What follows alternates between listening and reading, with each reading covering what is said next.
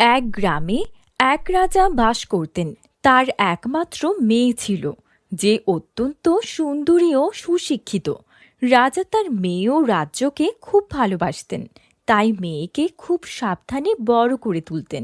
রাজা জানতেন তার কোনো ছেলে নেই, ফলে রাজ্যটির উত্তরাধিকারী হবে তার মেয়ে।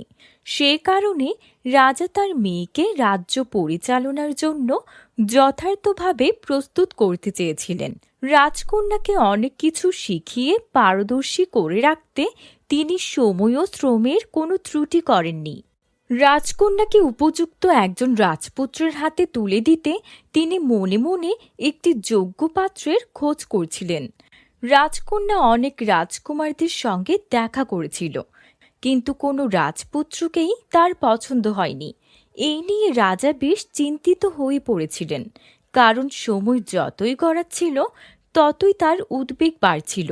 একদিকে রাজ্য, অন্যদিকে মেয়ের ভবিষ্যৎ, সবকিছু মিলিয়ে রাজা একটা সঠিক সিদ্ধান্তে আসতে পারছিলেন না। রাজকন্যা তার মা বাবার কাছে নিজের পছন্দের স্বাধীনতা দাবি করতে থাকেন। তিনি বলতেন, আমার বিয়ে আমার ইচ্ছাই হবে, রাজপুত্র বা সাধারণ কেউই হতে পারে, কিন্তু মানুষটা ভালো হতে হবে, আমার সুখের জন্য। রাজকন্যার মা বাবা একে একে বেশ কিছু রাজপুত্রকে রাজপ্রাসাদে আমন্ত্রণ জানালেন, কিন্তু রাজকন্যা কাউকেই পছন্দ করলেন না।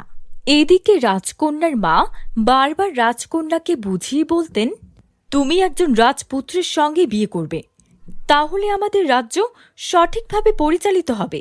কিন্তু রাজকন্যা দৃঢ় সংকল্পিত ছিল।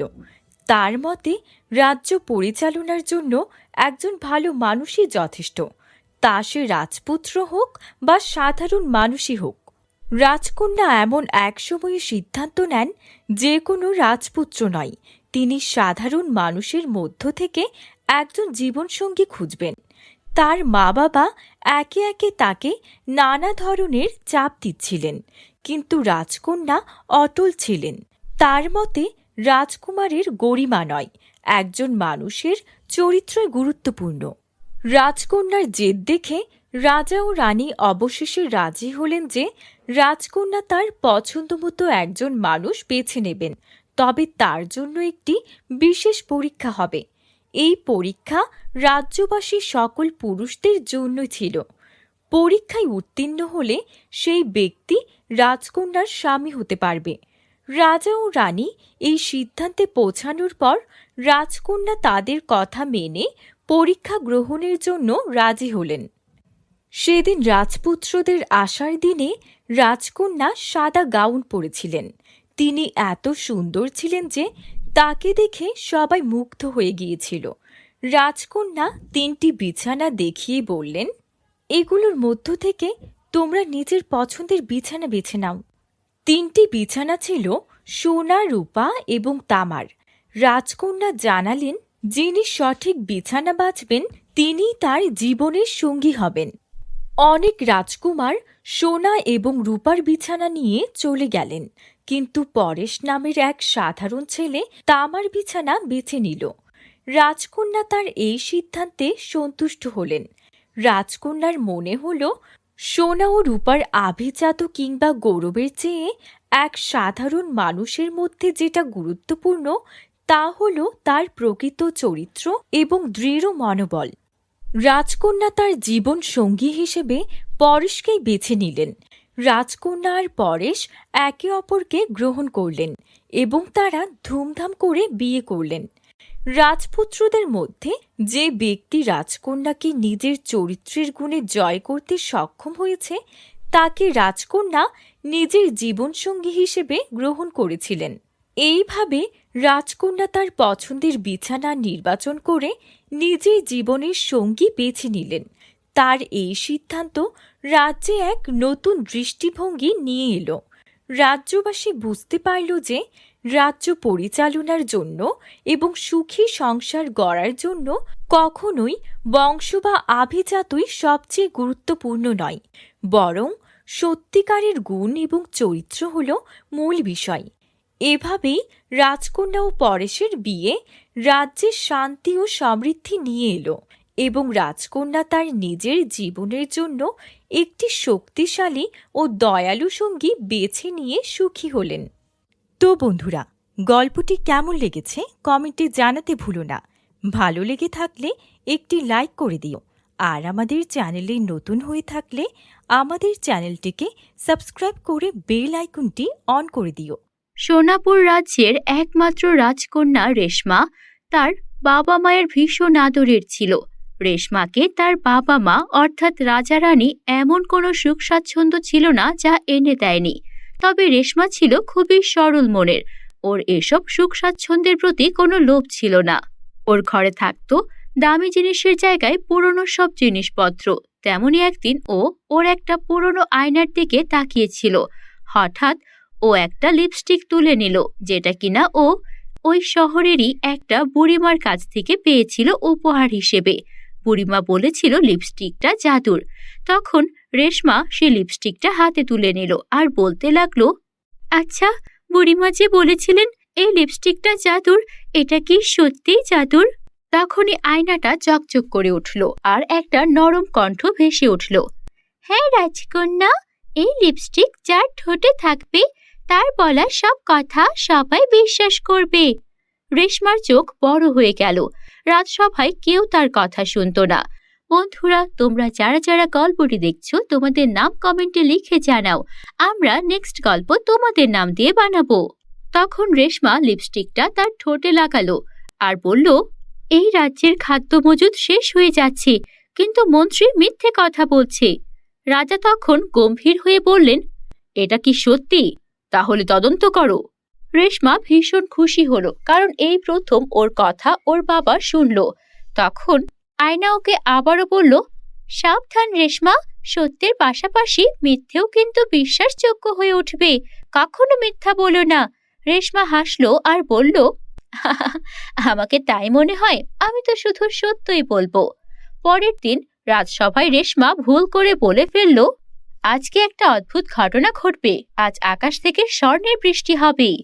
রাজা মন্ত্রী সবাই তখন আকাশের দিকে তাকিয়ে থাকলো, কিন্তু আসলে তেমন কিছুই হলো না। তখন রাজা কঠোর কণ্ঠে বললেন, মিথ্যে বলেছ তুমি রাজকন্যা, তুমি এখন কারাবন্দী।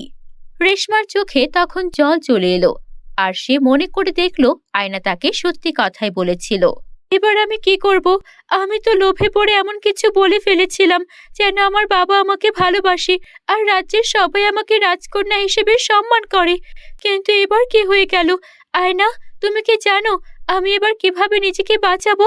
এভাবে আমি কারাবন্দী হতে চাই না। হ্যাঁ, একটা উপায় আছে। তুমি যদি মন থেকে কোনো সত্যি কথা বলো বা কারো ভালো চাও, তাহলে সবকিছু ঠিক হয়ে যাবে।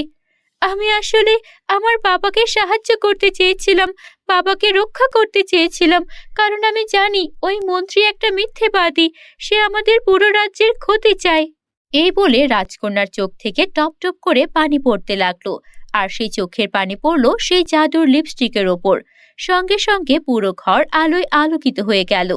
তখন আয়না বলল, রাজকন্যা কেঁদো না, আমাকে তুমি তোমার বাবার কাছে নিয়ে যাও, আমি সব সত্যি দেখিয়ে দেব। তারপর রাজকন্যা জাদুর আয়না ওর বাবার কাছে নিয়ে গেল।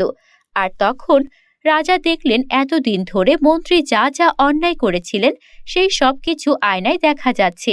তখন রাজা বুঝতে পারলেন তিনি এতদিন ধরে ভুল মানুষের ওপর বিশ্বাস করেছেন। তখন সে তার মেয়ের কাছে ক্ষমা চেয়ে বললেন, আমার ভুল হয়ে গেছে রে মা, নিজের মেয়েকে আমি বিশ্বাস না করে একজন পর মানুষকে বিশ্বাস করেছি। এই মন্ত্রী আমাদের রাজ্যের প্রজাদের অনেক অত্যাচার করেছে, রাজ্যের কোষাগার, রাজ্যের খাদ্য সবকিছু নিয়েই বাড়াবাড়ি করেছে। ওকেই কারাগারে পাঠানো হবে। আর আমিও বুঝতে পেরেছি আমার মেয়ে কখনো মিথ্যেবাদী হতে পারে না। আজকের পর থেকে আমি তোকে কখনোই আর ভুল বুঝবো না মা। আর তুই যে আকাশ থেকে সোনার বৃষ্টির কথা বলেছিলি, আমার বোঝা উচিত ছিল এই ধরনের কিছু বাস্তবে হতেই পারে না। আর আমি আমার নিজের মেয়েকেই কিনা কারাবন্দী করতে গিয়েছিলাম। আমাকে তুই ক্ষমা করে দিস মা। না বাবা, তুমি আমাকে ক্ষমা করে দিও। আমি সেদিন এত বড় একটা কথা রাজ্যসভায় বলে ফেলেছি। আমি রাজ্যের রাজকন্যা, আমাকে আরেকটু সাবধান হওয়া উচিত ছিল। তারপর এভাবেই জাদুর আয়নার সাহায্যে রেশমা সেবারের মতো বেঁচে গেল। আর রেশমা এটাও বুঝে গেল যে সত্য বলার জন্য কখনো জাদুর প্রয়োজন হয় না, সৎসাহস থাকলে সেটাই যথেষ্ট। এরপর থেকে রেশমা কোথাও কোনো অবিচার অন্যায় দেখলে তার বিরুদ্ধে প্রমাণ জোগাড় করত আর তারপর তার সঙ্গে সঙ্গে পদক্ষেপ নিয়ে সেটার সমাধান করত। এরপর থেকে সেই রাজ্যে আর কোনো রকম কষ্ট রইল না, সবাই সুখে শান্তিতে থাকতে শুরু করলো। বন্ধুরা, আমাদের চ্যানেলে নতুন হলে চ্যানেলটিকে সাবস্ক্রাইব করতে ভুলো না যেন।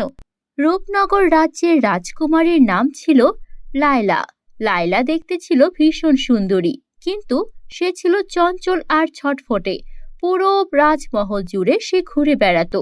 একদিন লায়লা যখন রাজমহলের নিচের কক্ষে ঘুরে বেড়াচ্ছিল, তখন ওর পা আটকে যায় একটা পুরনো কাঠের সিন্দুকে। আরে, এই সিন্দুকটা এখানে কে রেখেছে? কার এটা? তখন লায়লা সিন্দুকটা খুলে দেখলো তার ভেতরে একটা ঝলমলে সোনার লেহেঙ্গা রাখা। এটা দেখে লায়লার চক্ষু চড়ক কাজ হয়ে গেল। লায়লা দ্রুত ওর দাদির কাছে গেল আর বলল, দাদি, ও দাদি, এটা কার? দাদি ধীরে ধীরে বললেন, এটা সেই রাজকন্যার, যে একদিন হারিয়ে গিয়েছিল রাজমহলের গোপন দরজার ভেতরে। এই কথা শুনে লায়লার গা ছমছম করে উঠল। কি বলছো কি দাদি? কবে এই ঘটনা ঘটেছে আর কেন? বন্ধুরা, তোমরা যারা যারা গল্পটি দেখছো তোমাদের নাম কমেন্টে লিখে জানাও, আমরা নেক্সট গল্প তোমাদের নাম দিয়ে বানাবো। এই সোনার লেহেঙ্গা, অভিশপ্ত লেহেঙ্গা, কেবল সত্যিকারের রাজকন্যাই এটা পরতে পারে। সাধারণ কেউ পরলে সে চিরতরে হারিয়ে যাবে। লায়লা তখন ওর পছন্দের পুরনো আয়নার দিকে তাকালো আর সে জিজ্ঞেস করতে লাগলো, আচ্ছা, আমি কি সত্যি প্রকৃত রাজকন্যা? যাই হয়ে যাক না কেন, আমি একজন সত্যিকারের প্রকৃত রাজকন্যা কিনা এটা আমাকে দেখতেই হবে। তাই আমি ওই লেহেঙ্গাটা পরবই। যদি আমি হারিয়ে যাই তো গেলাম, কিন্তু তবু আমি লেহেঙ্গাটা পরতে চাই। কৌতূহল সামলাতে না পেরে রাজকুমারী লায়লা সেই লেহেঙ্গাটি গায়ে চড়ালো আর মুহূর্তের মধ্যে চারপাশ আলো ছড়িয়ে পড়ল। মুহূর্তের মধ্যে চারপাশে এত আলো ছড়িয়ে পড়ল যে রাজমহলের দেয়াল থেকে এক গোপন দরজা খুলে গেল। লায়লা তখন দরজার ভেতরে পা বাড়াতেই এক ভয়ানক আওয়াজ এলো। কে তুমি? তুমি কি সত্যিকারের রাজকন্যা? লায়লা ভয় পেল, কিন্তু সাহস করে বলল, হ্যাঁ, আমি সত্যিকারের রাজকন্যা। রাজবংশের রক্ত আমার শরীরে। আলো তখন আরো উজ্জ্বল হয়ে গেল আর একটা নরম কণ্ঠ ভেসে আসলো। তাই বুঝি? তাহলে রাজ্য তোমার জন্যই অপেক্ষা করছি। লায়লা দরজা পেরিয়ে সামনে এগোতেই দেখল সামনে একটা জাদুর সোনার মহল চকচক করছে। তখন লায়লা ফিসফিস করে বলল, এখানে কি কেউ নেই? তখন এক বৃদ্ধা বেরিয়ে এসে বলল, ছিল। বহু বছর আগে এখানে অনেক মানুষের আনাগোনা ছিল, কিন্তু ওই অভিশপ্ত লেহেঙ্গার কারণে রাজকন্যা হারিয়ে যায়, রাজ্য ধ্বংস হয়ে যায়। কিন্তু আমি এখানে কেন প্রবেশ করতে পারলাম? তুমি প্রবেশ করতে পেরেছো কারণ তুমি সত্যিকারের রাজকন্যা, যে কিনা অভিশাপ ভাঙাতে পারবে। কিভাবে ভাঙাতে পারবো? তুমি যদি তোমার হৃদয়ের সত্যিকারের ভালোবাসা দিয়ে এই রাজ্যকে গ্রহণ করো, তবে এটি আবার প্রাণ ফিরে পাবে। আমি তো ছোট, আমি কি পারবো এই রাজ্য শাসন করতে? আমি যদি সত্যি এই রাজ্য শাসন করতে পারি আর রাজ্যের উত্তরাধিকারী হই, তবে আমি চাই এই রাজ্যটি আবারও জীবন্ত হয়ে উঠুক। সঙ্গে সঙ্গে চারপাশের মৃত ফুলেরা প্রাণ ফিরে পেল। ঝর্ণা আবার বইতে শুরু করলো আর ধীরে ধীরে সব মানুষেরা জেগে উঠল।